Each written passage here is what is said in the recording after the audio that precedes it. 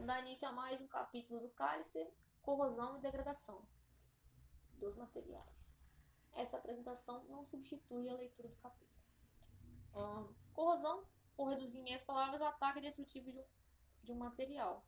Ferrugem no automóvel e outros equipamentos, né, são isso. Basicamente, é um processo de degradação dos materiais, né, pela ação do meio. Nesse processo, o que ocorre? Troca de elétrons entre o elemento químico do material e o elemento químico do meio. O que vale ressaltar aqui é o custo dessa degradação. Cerca de 5% do PIB dos Estados Unidos vai para gás com corrosão. É muito dinheiro, cerca de 400 bilhões de reais.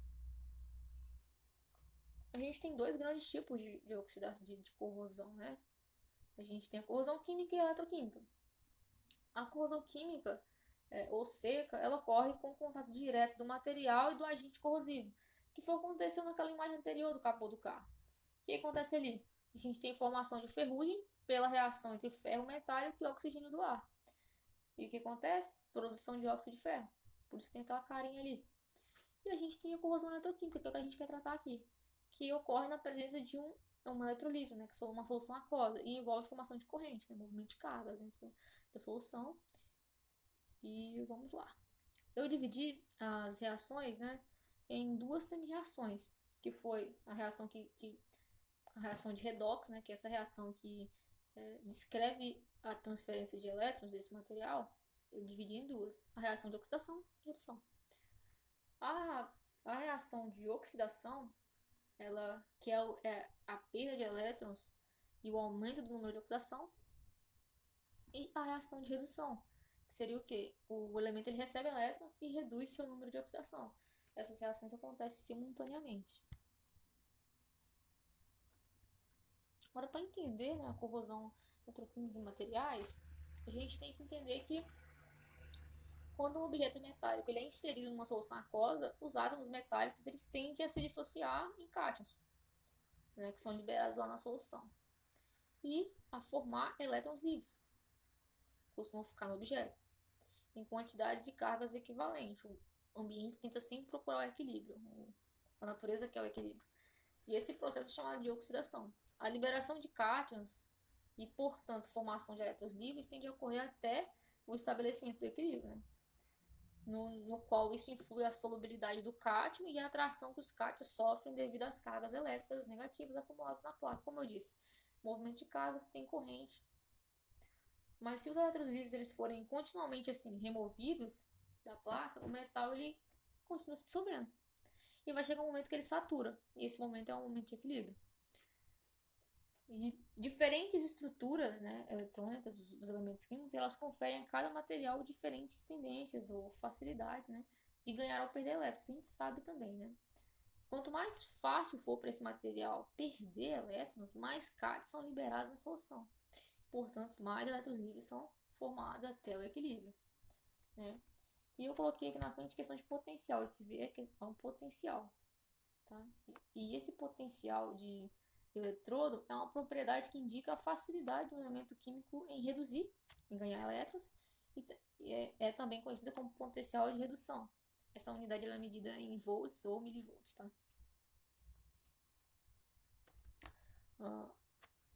Dessa questão do eletrodo de hidrogênio padrão, a gente tira uma série eletroquímica, né?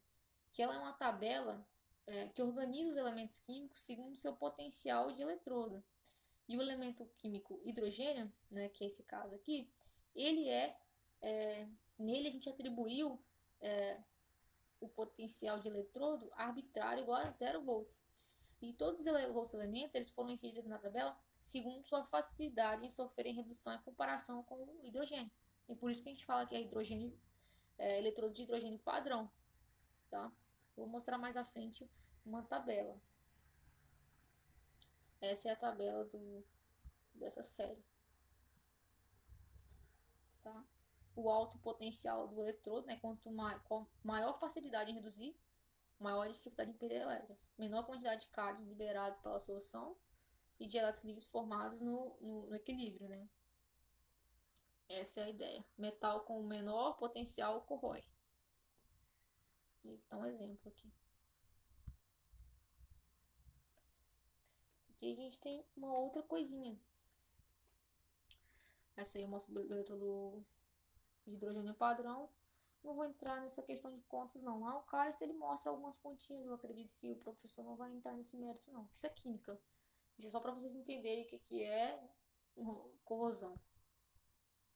A série galvânica. A série galvânica, ela é uma série mais real. Ela é uma série mais real, né? E a tabela dela tá aí também. Agora a parte que interessa pra gente, que é as formas de corrosão, né? Quais são as formas de corrosão? Eu vou mostrar algumas. Corrosão por ataque uniforme, que fica bem uniforme mesmo, é uma corrosão que uniformemente em toda a superfície. Polixívia seletiva. Essa corrosão polixívia seletiva, ela é uma corrosão que, por preferência do material. Então, o elemento prefere, é uma preferência do material.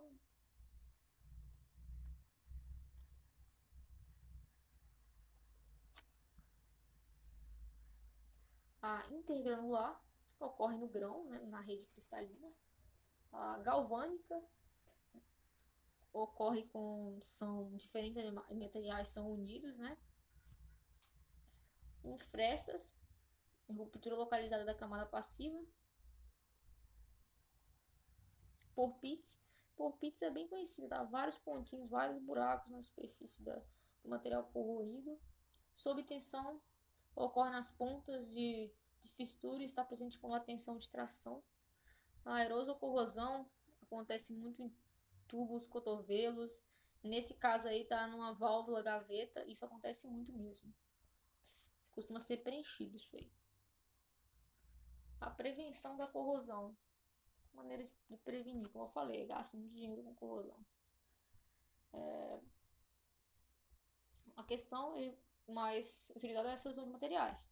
Se o é básico, né? Se o projeto ele exige eu preciso muito que esse material não corroa, por exemplo, a ponta de um eixo que vai ficar dentro da água, né? Acontece isso nas empresas. Eles fazem, às vezes, utilizam um material que tem as propriedades lá de melhor forma de não corroer, tipo aço inox, né? Por exemplo, um pedaço daquilo ali já serve. Então, a seleção de materiais é importante. Uso de metais passivadores, aplique de camadas barreiras, filmes revestidos, são uma das formas. Adicionar inibidores, né, que são substâncias adicionadas à solução que diminuem a reatividade. Proteção católica, que anexa um material mais anódico ao que está protegido, então ele vai ser corroído. Aqui está mostrando aço galvânico, por exemplo. As minhas referências. Valeu, qualquer coisa é só falar.